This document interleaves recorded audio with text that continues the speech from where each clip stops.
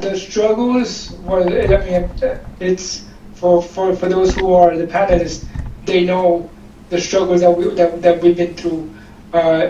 Needless to say, it's a lot of people have always told us in the past, that we can't do this, we can't do that, and it has given us limitations to doing things that can improve our lives. And I'm not sure about the other panelists, but in my case, every time someone says that I can't do it, it's like a fire. It's like something burning inside. That's like, all right, I'm not gonna do it. Okay, I'll prove to you that I can do it. And in a way, it's bad and it's good because I've learned through life. I've learned that not only did I do this for me, but I also did it to prove them wrong. And it's like a double-edged sword. It's like we're supposed to do things for ourselves to be fine with us. But in my situation, I did it just to prove them wrong, and I keep on doing it because I want to prove them wrong. If do you guys want me to continue? No, thank you. That was great. Thank you so much. Thank you for your courage. And we all know that support is a big factor in thing, and the fact that you had your parents, and I'm probably sure friends and family that that support you, that help you stronger, because you need that. You need those. You need that to move forward. Carheem. Is Carheem on? Carheem? Yes, how are you? Hi, Carheem. Welcome. So, same thing. Thank you for joining, and thank you for your time. Same thing. You want to just share your story? Okay. Unlike Carlos, I wasn't born in I guess the condition that I am in now. In 2000, I was 22 years old. I was in a motor vehicle accident, and I was diagnosed with a C4, C5 spinal cord injury, which affected everything basically from my mouth down. I couldn't breathe, I couldn't speak, couldn't eat. Everything, all the motor functions was gone.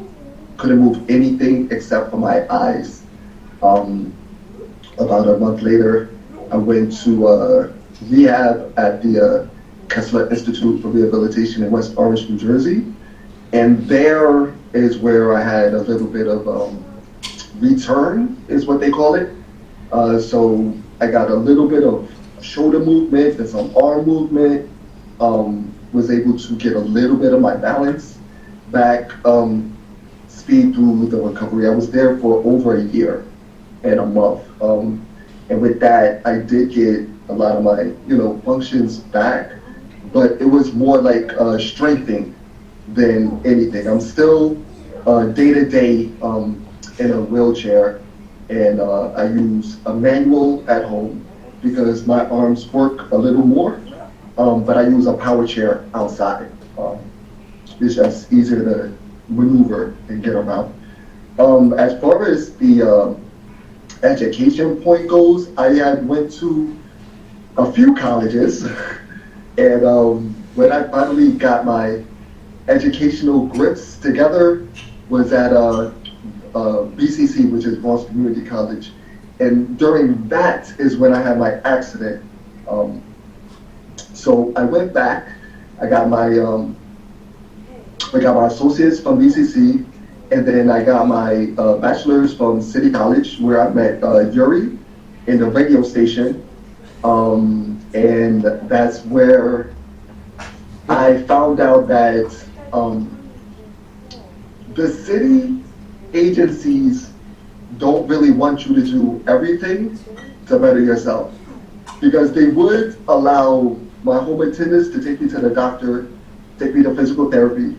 But when it came to like going to school, they was like, wait a minute, we can't do that. So long story short, I wound up just going back and forth a lot by myself, and spent a lot of late nights, Yuri knows, in the radio station, Yes. and putting together events and throwing parties. And that's where my entertainment side came out, because I've always been into music, writing music, performing music, somewhat of a DJ. And I took all of that love into the radio station, and we grew that.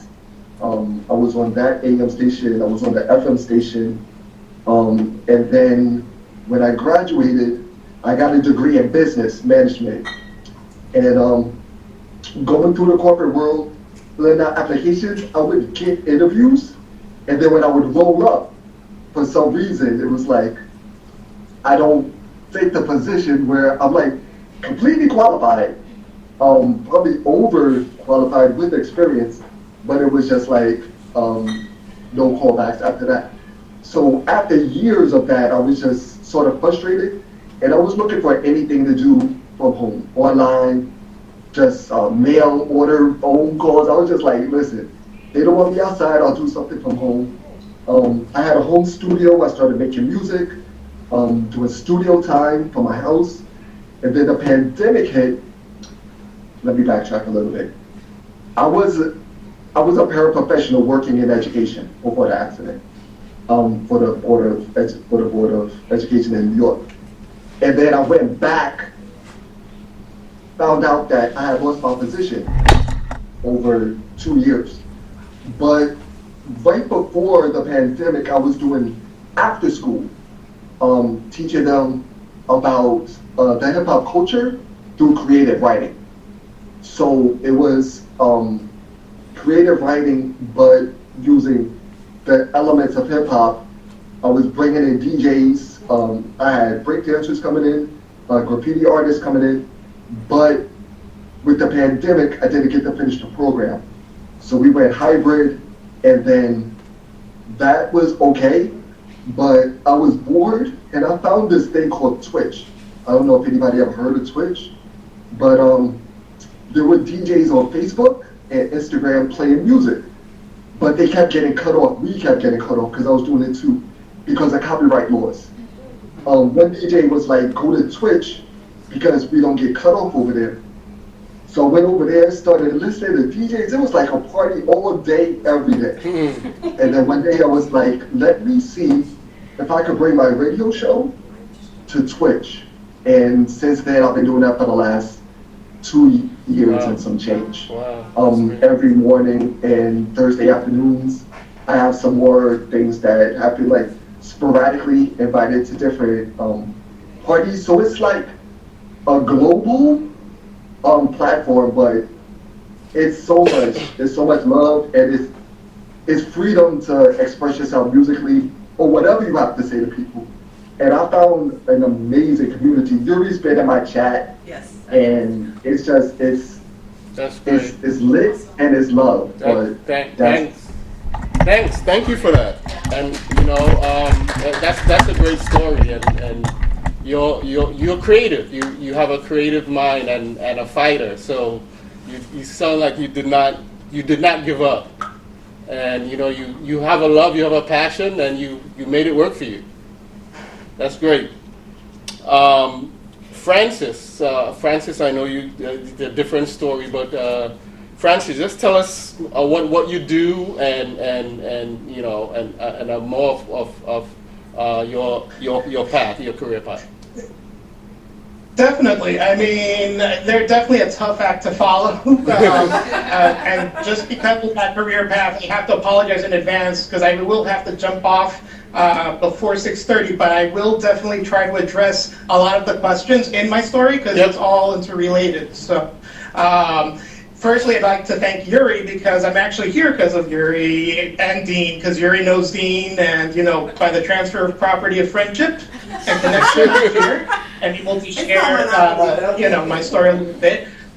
So basically, I'm a licensed clinical social worker. I work for Presbyterian Hospital and cope with schools doing NYC doing fee-for-service, which is why I have to leave because of my client coming up. But my story actually starts with my son. So my son at age 4 is diagnosed with autism, and you would think as a professional, you know, I'm in the field, my wife is a teacher, she's in the field.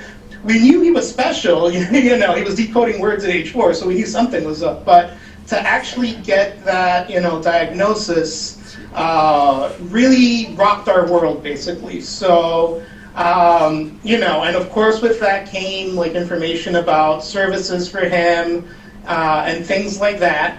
But for whatever reason, we the parents got no direction. You know, everything was about, and you know, I get it, definitely it's important to support our son, but you know, if you don't put on the mask first and support yourselves first, you know, it's a totally different world, even though he's the same person, just readjusting, because you start reflecting on your life and you're like, oh, how are we gonna help? So basically what ends up happening is because of our experience, my wife's experience and my own with our son, I end up creating this workshop that I'm now also kind of offering to people. It's a monthly workshop, 7 months, and it's essentially kind of like that hand-holding we wish we would have had. It's for parents to kind of process the information, get familiar with the diagnosis, create community. So that's one of the things that kind of came from that. The other thing that came was, we also realized when you first hear the news, it kind of sets you, it shouldn't, because it's not a death sentence, but you're like in crisis mode, you know, like you get this information, you don't know what to do with it. So I'm also doing like an autism intensive, which is a 4-week weekly sort of package for parents where we address more specific issues, you know, within there. So I'm trying to cover the individual, but also trying to create that community where, you know, everybody can kind of share. In retrospect, you know, sort of in reflecting, it's kind of like I realized, you know what, if it were different circumstances, and you're going to attest to this because, you know, we go way back, I probably would have fit into the diagnosis. You know, my personal topic of interest is self-help, you know, and personal development. But because it's such a very particular topic that can be used, you know, in my field, it's kind of like it sort of passes people by. But growing up, it was very much about trying to figure out, how do people connect? What is that sort of secret sauce that we're supposed to kind of, you know, pick up by osmosis, that it's not really that simple, especially not here in the States, you know, where you're basically go to school, you go home, you get to roam around a little if you're lucky or not. And, you know, that's where that passion grew to sort of create this sort of environment. And in that workshop, I also try to share several resources with the parents because, you know, when you first find out, it's important to like get your reading on. So for example, Steve Silberman's Neurotribes, The Legacy of Autism, The Future of Neurodiversity is one of the that I try to touch on because it's sort of an excellent history. I also try to get actual perspective from people on the spectrum. So I always sort of recommend like Eric Garcia, who's a political journalist. He actually wrote We're Not Broken, Changing the Autism Conversation, where there's several people who are featured, like several interviews, and it's kind of like an objective perspective. There's Morinique Kiwa-Onawa. She's an advocate public speaker and also an editor, and she edited this book, Sincerely Your Autistic Child. So these are sort of stories and narratives from actual people on the spectrum kind of reflecting back on their childhood prior to knowing the diagnosis and afterwards, and some of the things that they wish that their parents had known. And of course, I try to connect online and, you know, meet different individuals. Like, since we are talking about careers and how do we accommodate, there's Benjamin Weber, who I connected with through LinkedIn. And he's the writer, producer, and podcast founder for Option Collective. And he educates employers actually on how to best support adults on the autism spectrum. So I'm always trying to connect people, like also on LinkedIn. Andrew Camaro, he has Planning Across the Spectrum, which is a financial planning service, which unlike your traditional services, he actually helps parents actually connect with financial planning, not just for their money, but entitlements, because you have SSI, you have these other special needs that you wouldn't ordinarily have financially, and he's able to talk people through that, and also they even invest in people, like there's different vehicles through that company where you can invest in people who are on the spectrum and who have disabilities. And of course, Dr. Carrie Magro, who does a lot of consulting for movies and representation, because that's also important, kind of getting that image out of what is an autistic person or someone with a disability look like, and having real actors play the parts, because we do have these actors, great actors, who could be, doing their part up on screen. So, I think that's pretty much it, because I do have that time situation, but I think that pretty much covers all the bases. Thank you. And lastly, Ayana? I don't think Ayana was able to make it, but so this is a great spot to follow up with the next question. Yes. Mr. Francis Lora. You could go first. Okay, so for me, creative employment, when you say that to me, it means, creative means, for me, is how you create employment on your own. So for example, as, I forgot your name, what is your name, One Reason? Yeah, One Reason, Carheem. Carheem, okay. Yeah. So like Carheem said, he applied for many jobs and he never got them. So did I. I applied to so many jobs, maybe 200, 300, 400. I lost count how many jobs I have applied, and no one. Every time I go to these interviews and I qualify, because obviously why would I do something? Why would I apply if I'm not qualified? It would be unrealistic, right? So. Which brings me why creative employment. So for me, it's basically I started trying to being my own boss. So when I couldn't get these jobs that I wanted so bad, I then started thinking, well, how can I work? How can I be my own boss and and be start earning money on my own? And one thing that I did at the very beginning was I started being a cab driver, because by being a cab driver you get money. So I did the limousine. I learned how to drive. I did the limousine, and then afterwards, I also did a little DJing here and there, going to bars at nighttime, because it was the only out that I had, because nobody gave me employment. Nobody said, okay, here, we're gonna give you a shot. We're gonna try. The only thing that they saw was crutches, because I work with crutches. They would see my crutches, and they would not pass. They would just not pass. They would not look forward for me to give me that opportunity that I wish that they did. But that for me is creative, because I create my own employment. I created it. Like I said, I did all of this to be in the position that I am in now.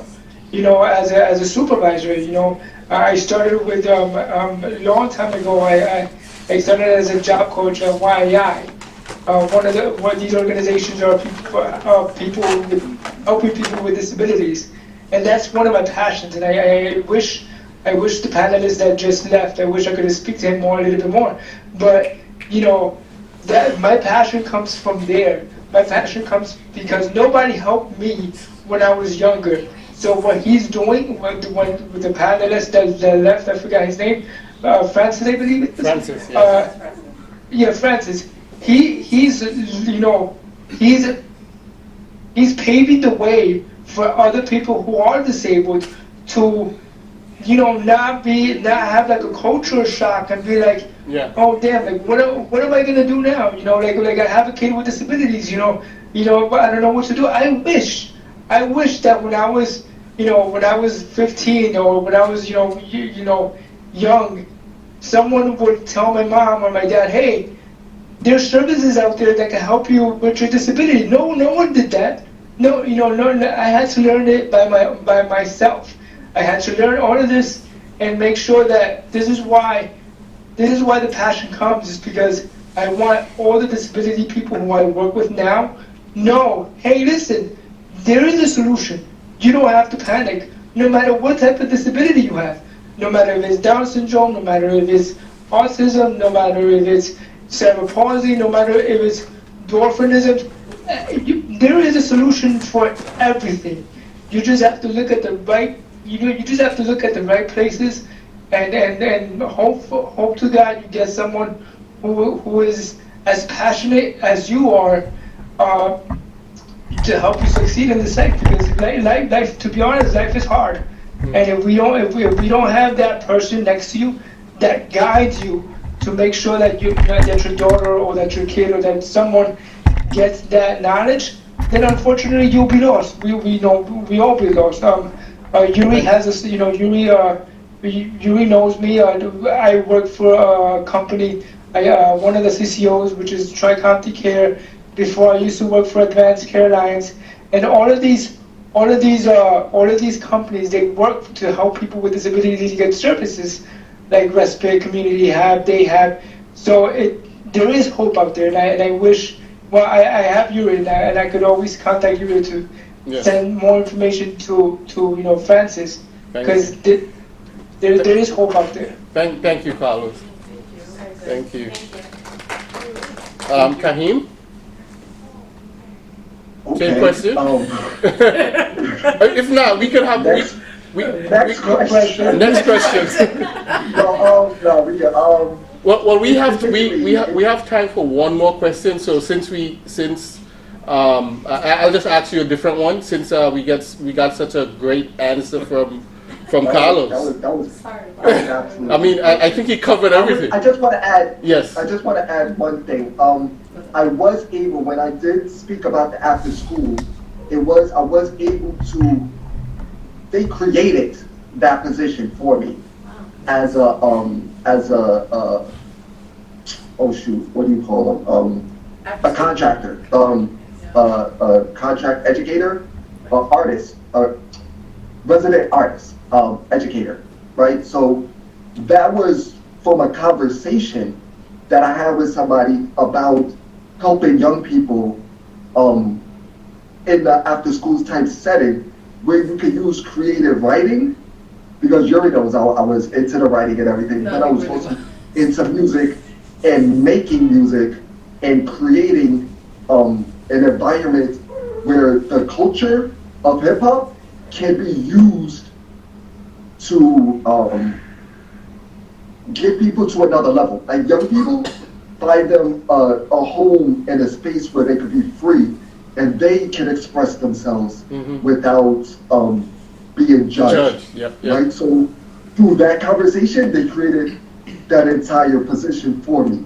So that's one way that I could see adding to the creative employment is creating positions for people with disabilities. You just see so the that need. You can also. You saw the need. Right. Yes. And it's something that has been on my heart for years, and through one conversation was able to come to reality. So that was dope. So one more question, and this is for you, Carheem. What is the one piece of practical advice you could give someone starting out?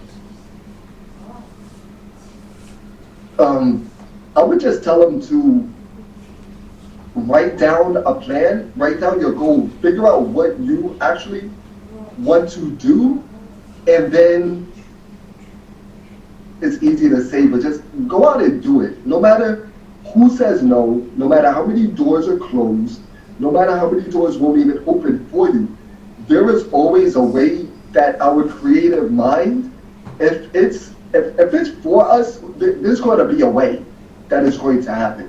You just have to stay diligent, don't give up. There are services out there.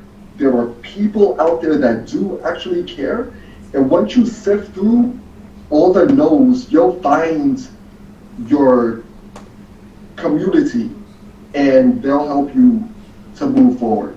And if anything else, create your own path. There are plenty of ways. Listen, I had given up on just having money, period. I was like, I'm not going to work anywhere. Nobody's going to hire me. The winter comes, if there's snow, I can't go outside because my chair is spinning. Like, there's so many days I had to call out from so many jobs, not go to class. You already know, I'll be in the station like, yo, I can't come in, yo, the snow is up. No, Right? It's like, and it's just like, you'll find, if people are willing to work with you, then there's nothing that you can't do. Right. And I'll just say that. Just go for it. That's the practical advice. Go for it. Go online, make phone calls, find a village. There are people out there that want to help you. That's great advice. Thank you, Carheem. We can go on more. I mean, this is so, the information that we're getting from you guys and the stories is touching and inspiring at the same time. But we have to respect everybody's time, and thank you all for coming. Thank you. And we will probably have a part before two. we leave, Yes, go ahead. Before we leave, can I say something before? Yes, sure, Because sure. I wanted to add something to that question. And because I know this is being recorded, but I just wanted to say out there, like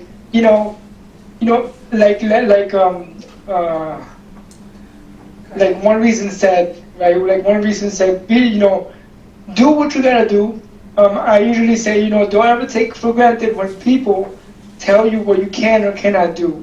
That's up to us to decide. That's up to people who are disabled to decide.